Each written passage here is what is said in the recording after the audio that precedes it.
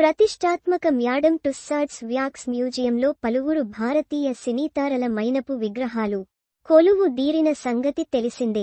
ఇప్పుడు వారందరి సరసన రామ్ చరణ్ మైనపు విగ్రహం ఏర్పాటునకు సమయమాసన్నమైంది.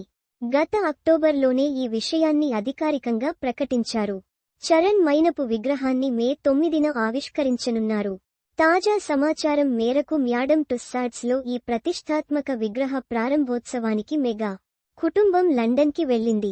ఇక రామ్ చరణ్తో పాటు మైనపు విగ్రహంలో అతడి పెట్ డాగ్ రైమ్ కూడా ప్రధాన ఆకర్షణగా మారనుండడంతో అది అందరిలో ఉత్సాహం నింపుతోంది.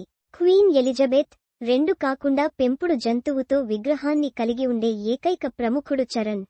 దీనిపై అతడు మాట్లాడుతూ, తాను లండన్ విజిట్ చేసినప్పుడల్లా అక్కడ మ్యాడమ్ టుస్సాడ్స్లో ప్రముఖుల విగ్రహాలతో ఫోటోలు దిగేవాడిని అని, తాను ఇంత తొందరగా అలాంటి లెజెండ్స్ సరసన చేరతానని భావించలేదని అన్నారు.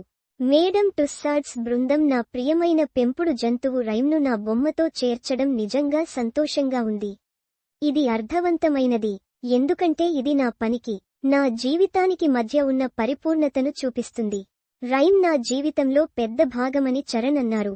రామ్ చరణ్ విగ్రహాన్ని లండన్లో ఆవిష్కరించిన అనంతరం దానిని సింగపూర్ టుస్సాడ్స్కు తరలిస్తారు.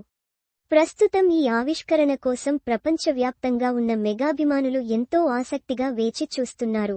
ఇంతకుముందు చరణ్ అమెరికా విజిట్లో మెగాభిమానుల సందడి గురించి తెలిసిందే. ఇప్పుడు లండన్లోనూ భారతీయ ఫ్యాన్స్ పోటెత్తడం ఖాయమని అంచనా వేస్తున్నారు. మే 11న ప్రతిష్టాత్మక రాయల్ ఆల్బర్ట్ హాల్లో మెగా కుటుంబం RRR ప్రత్యేక లైవ్ ఆర్కెస్ట్రా ప్రదర్శనను ఇవ్వనుంది.